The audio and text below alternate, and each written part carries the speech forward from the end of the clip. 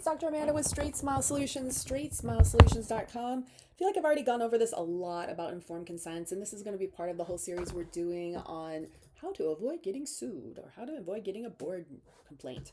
But informed consents are super important. Listen, I'm just going to go over a couple tips that I have on informed consents. Number one tip, someone told me this a long time ago. I think someone told me this in residency.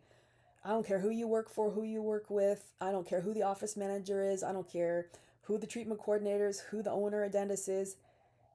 You are a dentist. Therefore, you are legally responsible to make sure your informed consent is signed before you touch the patient for any way. I mean, we learned this stuff in dental school, but when you get so crazy at an office and it gets so busy and hectic, a lot of times you just turn to your head RDA or the OM and say, hey, is the informed consent signed? Yeah, it's signed.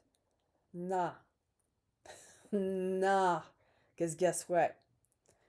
If they misspoke or the wrong person signed it, they signed it on the wrong line, and regardless, you still have to verbally go to them, walk your booty over there, and say, hey, thanks for taking the time to sign that treatment plan, that informed consent.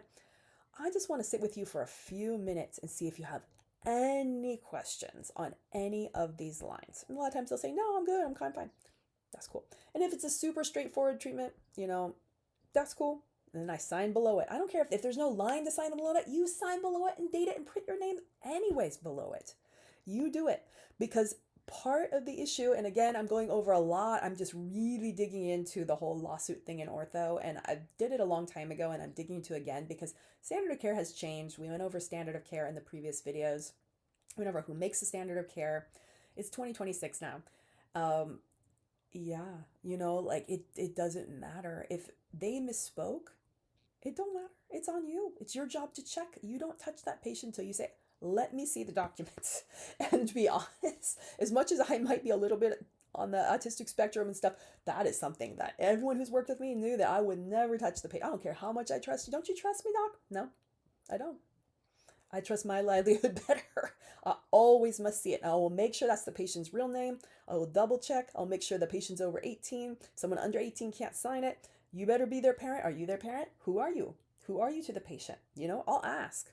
I'll document everything. Make sure it's actually signed, and then make sure I give an opportunity to ask questions. And if it's any case that even has anything, when I'm going to go over these top 6 things that can cause a lawsuit, your root resorption, your impactions, your perio, your decals, your caries, all that stuff.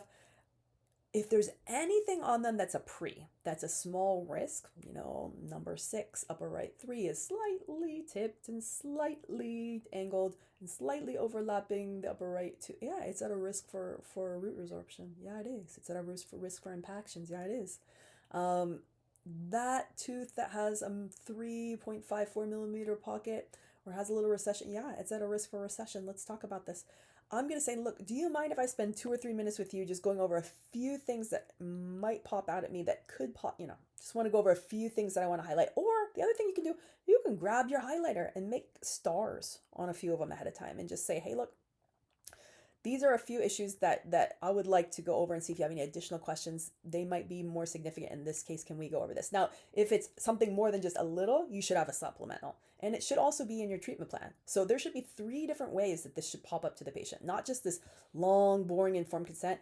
True honesty, usually when I go in for procedures, if I don't have any issues or questions, I just sign it. I don't care. But I mean, recently I went in for an MRI for something and I had never had an MRI. So I actually took the time to read the darn thing. And I took the time to ask questions. And yeah, sometimes they're going to get annoyed because you're going to take a little extra time reading it and initialing each line item. And they should initial each line item. So if your informed consent doesn't have a line item initial, you might want to create one because these are the type of things that could cause issues later, especially if you don't sign below it, date below it, every single one.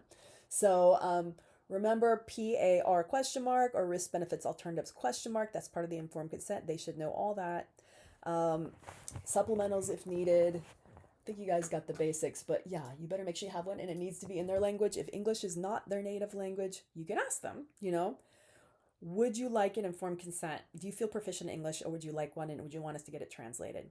Or you have to have a translator go talk to them. I mean, I don't know if you can use Google Translate for that. I don't know. That's such an iffy thing. I hear this in a lot of meetings. I'm not going to get into that. You need to ask your attorney about that. So don't be in such a rush to do starts just because you need production, because one little oopsie here and it could cost you a lot of money. So again, not trying to scare you off from ortho, because ortho is probably one of the easiest things you can do in dentistry, but it is a marathon, not a sprint. So little things that can happen that you don't realize might be a bigger thing could blow up in your face later. So always run your cases by an orthodontist who knows what they're doing. I mean, I know you guys try to be cheap and just, take these engine courses and have engines do it. Engines are not going to look out for you, okay? They're not. All right, thanks.